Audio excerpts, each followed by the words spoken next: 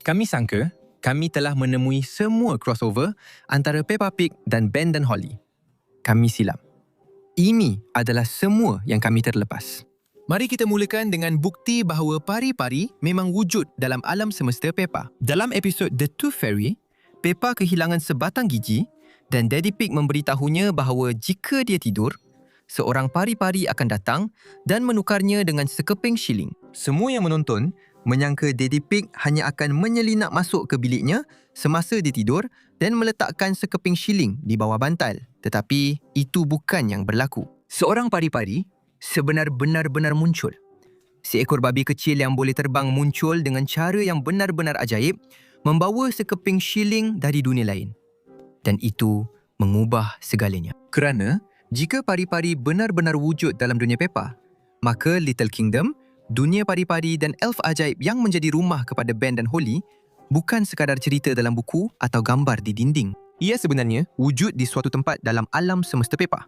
Pencipta yang sama membina kedua-dua dunia ini dan episod ini secara halus mengesahkan bahawa mereka memang sentiasa dimaksudkan untuk dihubungkan. Seterusnya, kita beralih ke Christmas Peppa. Peppa dan George menghantar surat mereka kepada Santa, memilih pokok yang terlalu besar dan bersiap untuk tidur pada waktu malam.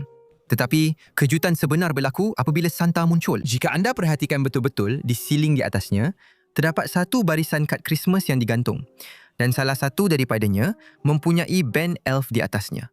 Tetapi ini bukan band anda tahu dari episod yang lebih baru. Versi ini memakai topi ungu dan baju hijau. Itulah versi perintis band dari zaman awal, Ben dan Holly's Little Kingdom. Seorang watak yang kebanyakan orang tidak pernah lihat pun diam-diam tergantung pada kad Christmas di ruang tamu Peppa. Tetapi di sinilah ia menjadi lebih menarik. Santa Peppa dan Bapa Christmas, Ben dan Holly jelas merupakan orang yang sama. Letakkan mereka bersebelahan dan persamaannya memang tak boleh diabaikan. Satu-satunya perbezaan sebenar ialah versi Ben dan Holly kelihatan lebih muda dan kurus. Hampir seperti versi awal watak yang sama. Dan jika itu belum cukup, pelakon suara menjadikannya lebih mencurigakan. Dalam Ben dan Holly, Santa disuarakan oleh Richard Whitings, pelakon yang sama yang memainkan watak Daddy Pig. Tetapi dalam Peppa Pig, Santa disuarakan oleh David Graham yang memainkan watak elf tua bijak dalam Ben dan Holly. Dua pelakon, dua rancangan bertukar peranan. Itu bukan satu kebetulan. Itu adalah cara rancangan tersebut secara diam-diam memberitahu kita bahawa mereka berkongsi dunia yang sama cuma pada masa yang berbeza. Daripada semua watak yang muncul dalam kedua-dua rancangan ini, Captain Redbeard adalah yang paling kerap melakukannya. Dia muncul dalam beberapa episod Ben dan Holly dan walaupun saiznya berubah antara kedua-dua rancangan, segala-galanya tetap sama. Janggut yang sama, pakaian yang sama, tenaga yang sama. Tidak dapat dinafikan bahawa ini adalah watak yang sama. Dan jika kedua-dua rancangan berlaku dalam alam semesta yang sama, maka Redbeard jelas tahu dengan tepat di mana pintu masuk ke kerajaan kecil itu. Ini juga menjelaskan sesuatu yang sentiasa kelihatan agak pelik. Kenapa seorang Kapten Lanun tinggal di Bandar Peppa pada mulanya? Dia sudah pun mempunyai harta karunnya. Dia tiada sebab untuk terus berada di situ. Tetapi sekarang, semuanya masuk akal. Redbeard bukan sekadar melepak di Bandar Peppa. Dia menjalani kehidupan berganda, menghabiskan masanya berulang-alik antara dunia Peppa dan kerajaan pari-pari, menjalani pengembaraan yang tidak pernah dijelaskan sepenuhnya oleh mana-mana rancangan. Dia sebenarnya tidak sesat. Dia tahu dengan tepat ke mana dia hendak pergi. Sekarang untuk petunjuk seterusnya, mari kita undur semula ke permulaan, iaitu permulaan sebenar kerajaan kecil Ben dan Holly. Rancangan bermula dengan bunyian Ben dan Puteri Holly memperkenalkan diri mereka bersama Gaston, seekor kumbang. Tapi di sinilah perkara menjadi menarik. Pengenalan ceria ini hampir sama dengan cara Peppa Pig memulakan rancangannya. Peppa dan keluarganya melakukan perkara yang sama. Tersenyum kepada penonton, memperkenalkan diri mereka dan memulakan suasana. Mungkinkah keluarga Peppa telah memberi inspirasi kepada penduduk ajaib di kerajaan kecil itu? Mungkin keluarga babi itu tanpa sedar telah menjadi selebriti walaupun di luar dunia mereka sendiri.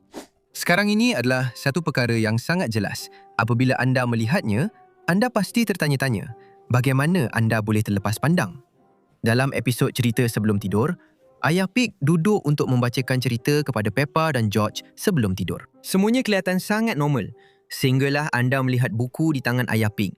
Di situ, pada halaman yang terbuka, jelas kelihatan Ben dan Holly. Berwarna penuh, sayap pari-pari, topi runcing, semuanya ada. Dan apabila Ayah Pig menutup buku itu, kulit belakangnya menunjukkan sesuatu yang kelihatan sama seperti istana kerajaan kecil yang terletak di atas bukit dikelilingi awan. Ayah Pig bukan membaca sebarang cerita sebelum tidur. Dia sebenarnya sedang membaca tentang peristiwa dalam kerajaan kecil Ben dan Holly kepada anak-anaknya seolah-olah ia adalah sebuah buku sejarah. Dan ini adalah satu yang tersembunyi di depan mata dalam episod Ayam-Ayam Nenek Pig. Peppa dan George tinggal di rumah Nenek dan Datuk Pig dan kita diperkenalkan dengan ayam-ayam Nenek Pig, Jemima, Sarah dan Vanessa serta Neville si ayam jantan. Dan jika anda telah menonton Ben dan Holly dengan teliti, ayam-ayam ini pasti nampak seperti pernah anda lihat. Mereka adalah ayam yang sama dari ladang bunian dalam Ben dan Holly. Warna yang sama, reka bentuk yang sama, malah corak zigzag yang sama pada Neville si ayam jantan yang anda boleh lihat dalam episod Chickens Ride West. Ini bukan ayam yang serupa. Ini adalah model ayam yang betul-betul sama dimasukkan ke dalam rancangan yang berbeza. Pada ketika ini, ia bukan lagi satu crossover, tetapi lebih kepada ayam yang terlepas tanpa pengawasan dari ladang bunian terus ke taman Nenek Pig. Seperti yang kita tahu, Ben tinggal bersama keluarganya di dalam pokok bunian yang besar. Tetapi apabila anda melihat dapur mereka dan kemudian melihat dapur Peppa, keadaan menjadi sangat pelik dengan cepat. Tingkap berada di kedudukan yang sama, dapur terletak di bawahnya. Kabinet berwarna biru yang hampir sama, meja berada di tengah dengan ibu bapa di setiap sisi dan seorang anak di tengah-tengah. Petinya terletak di sebelah kanan dan dipenuhi dengan magnet huruf. Malah, sudut kamera pun terasa sama. Ini bukan sekadar dua dapur kartun yang kebetulan kelihatan serupa. Seseorang telah menyalin dan menampal bilik itu lalu menukar penghuninya.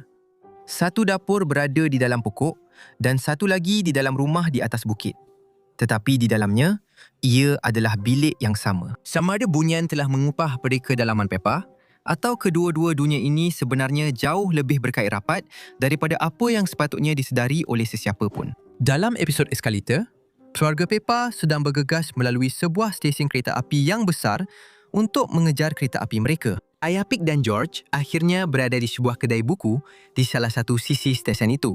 Dan jika anda melihat di dalam kedai buku tersebut, terdapat imej Puteri Holly yang jelas dipamerkan. Dan ini bukan kali pertama. Watak-watak Ben dan Holly sudah pun muncul di rak perpustakaan, kulit buku dan poster dalam beberapa episod. Seolah-olah, rancangan-rancangan itu secara senyap menggunakan cerita dan gambar untuk mengingatkan kita bahawa kerajaan kecil wujud di suatu tempat di luar peta Peppa. Dan jika anda fikir gambar di atas rak itu sudah cukup halus, yang seterusnya ini lebih hebat lagi. Dalam beberapa episod Peppa Pig, terdapat gambar berbingkai yang tergantung di dinding yang kelihatan terlalu khusus untuk dianggap berawak. Dalam episod Kedai Gambar, gambar Gaston si Kumbang, haiwan peliharaan kesayangan Ben dan Holly, sering muncul di antara gambar-gambar yang dipamerkan, dicetak di situ seolah-olah dia hanyalah pelanggan biasa. Di Flat Freddy Fox, terdapat gambar berbingkai sebuah istana di dinding yang kelihatan sama seperti sesuatu dari kerajaan kecil. Dan dalam episod Jukebox, kamera menyorot luas untuk menunjukkan gambar berbingkai Captain Gutbeard di atas botnya bersama Polly yang tergantung di dinding rumah kelab seperti hiasan biasa. Gambar berbingkai watak Ben dan Holly yang tergantung di dunia Peppa seolah-olah dia cukup terkenal untuk layak mendapat ruang di dinding yang sebenarnya mungkin memang layak. Dan akhirnya, ini satu kisah yang bermula dengan satu patung kerdil taman dan berakhir dengan penghantaran penuh. Dalam episod The Wishing Well, Nenek Pig membawa pulang patung kerdil taman plastik. Datuk Pig terus tidak menyukainya. Tetapi kemudian, Encik Bull muncul dengan sebuah lori dan ia menjadi penghantaran penuh patung kerdil. Dan patung kerdil yang pertama itu, bentuknya sama, janggutnya sama, topinya sama, kelihatan betul-betul seperti Raja Leopold. Lebih dikenali sebagai Encik Nom dari Ben dan Holly. Hanya warnanya berbeza.